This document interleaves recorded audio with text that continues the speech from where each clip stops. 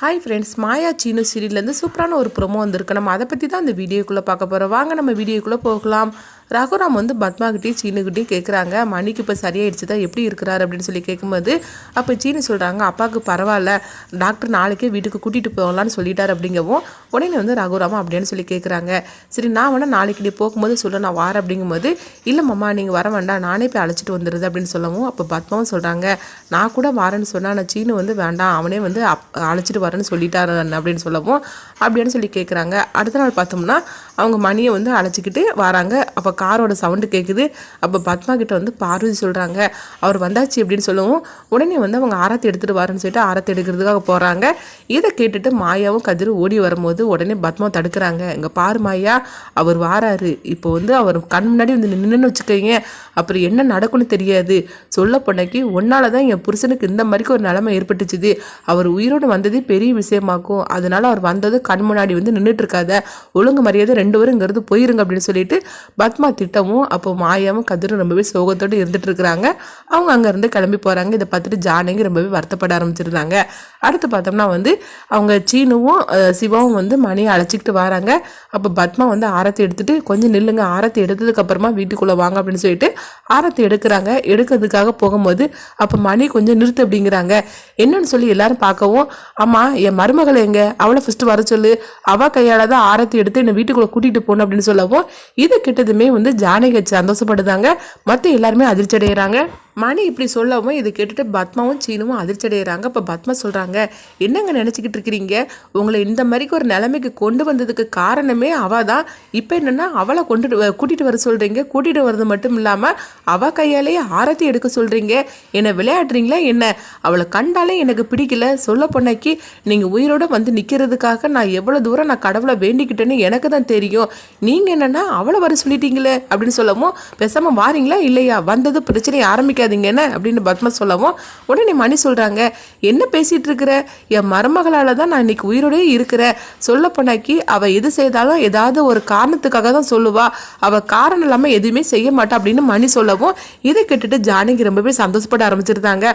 பரவாயில்ல, அவர் மாயாவை ரொம்பவே நல்லா புரிஞ்சு வச்சுக்கிட்டாரு. சொல்ல பொண்ணாக்கி என் புருஷன் கூட மாயாவை புரிஞ்சு வச்சுக்கல, ஆனால் மணி இந்த அளவுக்கு மாயாவை புரிஞ்சு வச்சுக்கிட்டாரு அப்படின்னு சொல்லி ஜானகி ரொம்பவே சந்தோஷப்பட ஆரம்பிச்சிருந்தாங்க. அப்போ மணி சொல்கிறாங்க, எங்கள் பாரு பத்மா, அவள் கையால் என்னை ஆரத்தி எடுத்து உள்ளே கூட்டிகிட்டு போக வந்தால் தான் நான் வருவேன், இல்லைன்னா நான் வரமாட்டேன், நான் இப்படியே போயிடுவேன் எங்கள் அம்மா கூடயே அப்படின்னு சொல்லவும் இது கிட்டதுமே பத்மா வந்து கோவத்தோடு இருந்துட்டு இருக்கிறாங்க. அப்போ மாயாவை கூப்பிடுறதுக்காக அவங்க ஜானகி போகிறாங்க. இப்படி தான் அந்த கதையை ரொம்பவே சூப்பராக எடுத்துகிட்டு போகிறாங்க. மணி இந்த மாதிரிக்கு சொல்கிறனால கண்டிப்பாக வந்து மணி வந்து மாயாவையும் சீனிவையும் சேர்த்து வைக்கிறதுக்கு அவங்க கண்டிப்பாக முயற்சி பண்ணுவாங்க அப்படின்னு தான் தோணுது. அடுத்து பார்த்தோம்னா மாயா சீனு கல்யாணத்துக்கு வந்து வராதனால ஒருத்தவங்க வந்து கிஃப்ட் எடுத்துகிட்டு வராங்க. அப்போ அந்த கிஃப்ட்டை எடுத்து கொண்டு கொடுக்குறாங்க. உங்களுக்கு 2 கல்யாணத்துக்கு நான் வர முடியாமல் போச்சு, இந்தாங்க அந்த மோதிரத்தை வந்து 2 மாற்றிக்கிடுங்க அப்படிங்கும்போது 4 பேருமே கோவத்தோடு இருந்துட்டு இருக்கிறாங்க. 4 பேரும் இல்லை, 2 பேரும் கோவத்தோடு இருந்துட்டு இருக்கிறாங்க, சீனுவும் தனமும். அப்போ வந்து ஜானகி சொல்கிறத கேட்டுட்டு உடனே அவங்களும் வந்து வேண்டாம் வெறுப்பாக அந்த மோதிரத்தெல்லாம் மாற்றிக்கிடுதாங்க. அப்போ அந்த கெஸ்ட்டு வந்து சொல்கிறாங்க, சரிங்க நாங்கள் வந்து வந்த வேலை முடிஞ்சிருச்சு, நாங்கள் கிளம்புறோம்னு சொல்லிட்டு அவங்க கிளம்பி போகிறாங்க. அடுத்து பார்த்தோம்னா தனத்தை தான் காட்டுறாங்க. தனம் வந்து கதிர் வந்து தன்னுடைய விரலை போட்ட மோதிரத்தை அவங்க கழட்டி தூக்கி எறிவாங்க. இவன்னா வந்து மோதிரம் எனக்கு போடுறானா, இவனை கண்டாலே எனக்கு பிடிக்கல, இவனை வந்து நான் புருஷனாவே ஏற்றுக்கவே இல்லை, ஆனால் அம்மா ஏன் தான் இந்த மாதிரிக்கெலாம் நம்மளை வந்து செய்கிறாங்களோ அப்படின்னு சொல்லிட்டு கோவத்தோட அந்த மோதிரத்தை கழட்டி தூக்கி எறிவாங்க. அதே மாதிரிக்கு இங்கே சீனுவும் ரூமுக்குள்ளே தான் காட்டுறாங்க. ரூமுக்குள்ளே போனதுமே சீனு வந்து மாயா போட்டு அந்த மோதிரத்தை அவங்க கழட்டி தூக்கி வீசுவாங்க. இவள் வந்து எனக்கு மோதிரம் போடுறதா, இவளுக்கு வந்து எவ்வளோ தைரியம் இருக்கும், ஆனால் அத்தைக்காக தான் எல்லாத்தையும் பொறுத்து போக வேண்டியதாக இருக்குது அப்படின்னு சொல்லிட்டு மோதிரத்தை கழட்டி தூக்கி அவங்க வீசுவாங்க. இதை வந்து மாயா பார்த்துட்டு அவங்க ரொம்பவே வருத்தப்பட ஆரம்பிச்சிருவாங்க.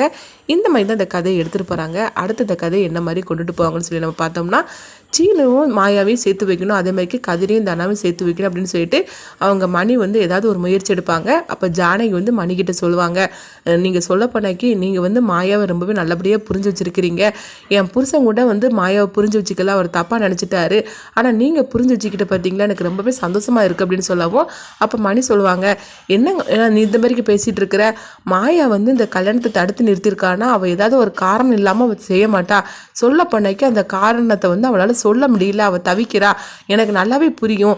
என் மருமக எப்படிப்பட்டவனு எனக்கு தெரியாதா? என் மருமக யாருக்குமே வந்து ஒரு தப்பு ஒரு தீங்கும் நினச்சது கிடையாது. அவள் வந்து தனத்தோட கல்யாணத்தை நிறுத்தி அவள் வந்து கதிரை கல்யாணம் பண்ணி வச்சிருக்கானா அதுக்கு கண்டிப்பாக ஒரு காரணம் இல்லாமல் இருக்காது. ஆனால் அவளால் சொல்ல முடியல. அவள் என்னைக்கு வந்து எல்லாருக்கிட்டையும் சொல்லணும்னு நினைக்கிறாளோ அப்போ சொல்லிட்டு போட்டோம்.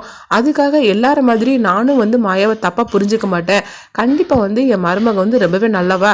ஆனால் அந்த பத்மா இருக்கால, அவள் ஏற்கனவே அவளுக்கு மாயாவை பிடிக்காதா, அதனால இதை ஒரு காரணம் காட்டி அது மட்டும் இல்லாமல் எனக்கு இப்படி ஒரு நிலைமை ஏற்பட்டுச்சுதா எல்லாத்தையும் சேர்த்து வச்சு சீனுக்கிட்ட இந்த மாதிரிக்கு பேசி எடுத்து சீனோட மனசையும் மாற்றிட்டா. ஆனால் என் பையன் அப்படிலாம் கிடையாது. கண்டிப்பாக இப்போ வேணால் அவளை தப்பாக புரிஞ்சுக்கலாம். ஆனால் வந்து போக போக அவன் வந்து மாயாவை புரிஞ்சுப்பான். நான் அவனை புரிய வைக்கிறேன். ஆனால் அதே மாதிரிக்கு தனாவுக்கும் நீங்கள் தான் எடுத்து சொல்லணும் அப்படின்னு மணியும் அவங்க ஜானையும் பேசிக்கிட்டு இருப்பாங்க. இந்த மாதிரி தான் இந்த கதையை எடுத்துகிட்டு போனால் ரொம்பவே நல்லாயிருக்கும் அப்படின்னு சொல்லி நீங்கள் நினச்சிங்கன்னா உங்களுடைய கருத்துக்களை கமெண்ட் பாக்ஸில் கமெண்ட் பண்ணுங்கள். நம்ம இன்னொரு வீடியோவில் சந்திப்போம்.